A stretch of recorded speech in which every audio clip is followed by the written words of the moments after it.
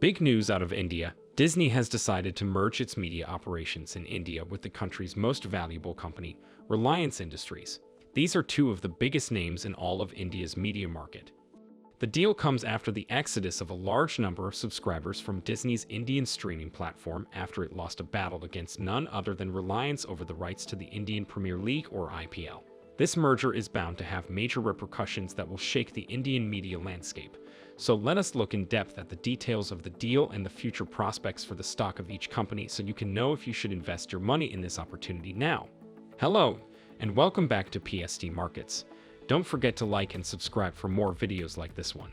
Before diving into the deal, let's see who Reliance Industries is, the company that was able to muscle out the streaming giant Disney. The Indian conglomerate is the most valuable company in India, with a market cap of $208.40 billion, and operates in almost every sector you can think of, from telecommunications to petrochemicals and more.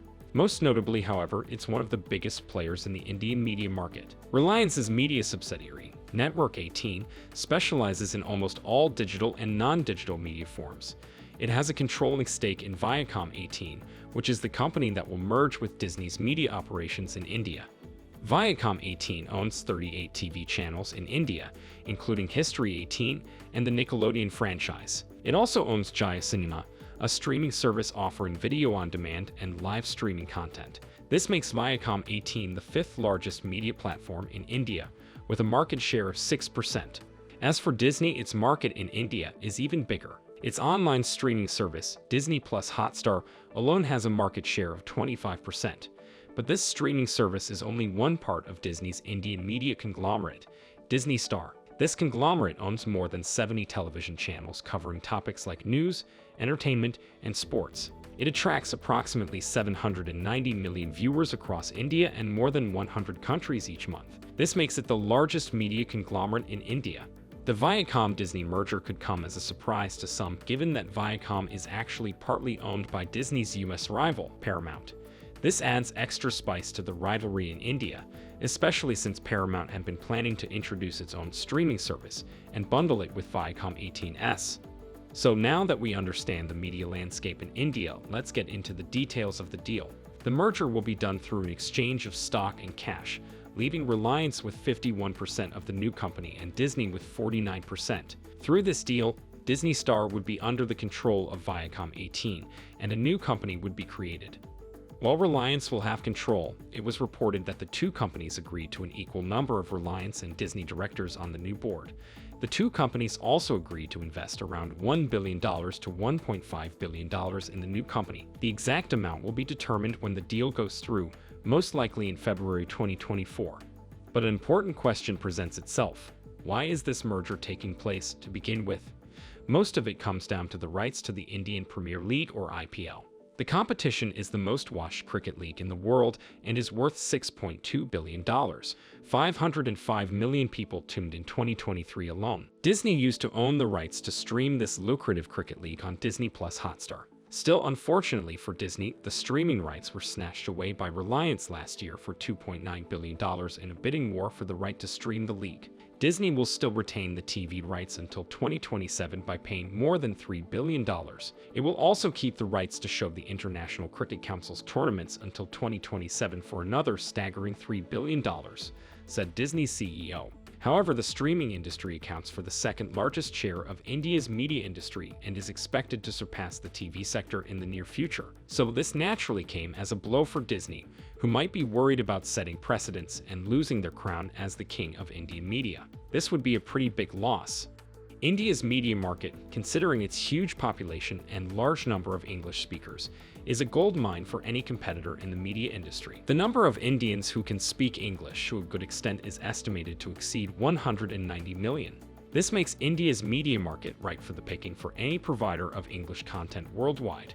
For example, Disney could make its global streaming content available in India, significantly driving up the number of subscriptions its global services have. It goes without saying how this could make Disney very attractive to content providers across the world. The Indian market is projected to keep growing until it becomes the biggest in the world, which is far from a far-fetched scenario. It currently is the world's fifth largest media market. To put into perspective how big of a deal this is, Hotstar subscriptions make up 36% of all Disney subscriptions, which means that the Indian market alone makes more than a third of Disney's global streaming market. The move really hurt Hotstar, which lost 4.6 million subscribers in Q4 of this year after the streaming rights were lost. The number of paid subscribers rose from 45.9 million in 2021 to 61.3 million in 2022. However, over time, Hotstar lost almost half of its paid subscribers, as the number went down from a peak of 61.3 million to a two-year low of 37.6 million in 2023 following Disney's loss. This rapid drop in subscribers further highlights the importance of the IPL in India. It shows that most likely half of Hotstar's subscriptions had doubled over a one-year period because of the league alone. This is probably also why Hotstar didn't care much about renewing its rights to stream HBO or Formula One, since most of the viewership used to come from the IPL. The merger might be a way for Disney to get back those IPL viewers it lost and gain access to the rest of Reliance's media market, since, as we've seen, it's a pretty big market on its own too. As for why Reliance would like to pursue the merger, it undoubtedly wants to gain access to the channels owned by Disney in India and their content, which includes highly popular Disney franchises. In addition, despite losing many viewers recently, Disney Plus Hotstar remains the biggest streaming service in India after all.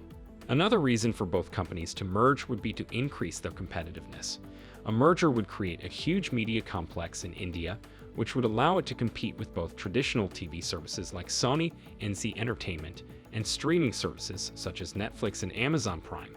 In fact, the merger would create a company with 40% of the share of ads and 35% to 40% of the market share in Indian TV. It would also have the streaming service with the most viewers, since Disney already has the largest streaming service in India, while Reliance has the most highly viewed IPL. It might be surprising that a deal of this magnitude hasn't attracted hostile regulatory attention and is expected to go through smoothly in a few weeks.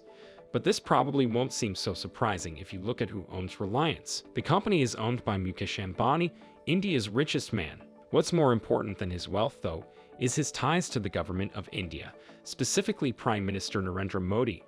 Reliance's importance for the Indian economy, as we've seen, cannot be overstated. It alone accounts for almost 10% of India's exports. In American terms, it's as though Dow Chemical, AT&T, ExxonMobil, and Amazon were a single entity. Ambani and Modi have worked closely together over the years to keep expanding this gigantic conglomerate even further, with Ambani praising Modi on several occasions, stating, for example, that he's the best prime minister India has ever had. So, while there's no evidence of any foul play or specific involvement by India's government in the deal, it's safe to say that we should expect that such a deal will go through without a lot of legal trouble. It's unreasonable for Modi's government to obstruct Reliance's expansion of its media industry given Modi's close relationship with its managing director. To conclude, the merger is a pretty big deal for the Indian media and entertainment industry. It will combine two of the most dominant players in the sector and create a true giant. It can be argued that audiences have been the drivers of this development, as their choices shaped the market. However, whether or not increased control of the market by one company is a good thing for consumers is another topic. Well, that's everything for now. Will the deal go smoothly as expected? And how much of an impact will it really have on both Disney and Reliance? Please let us know what you think in the comments below. And if you haven't, please subscribe and leave a like for this video. Your support helps us continue our work. Thanks again for your support, and we'll see you in the next one.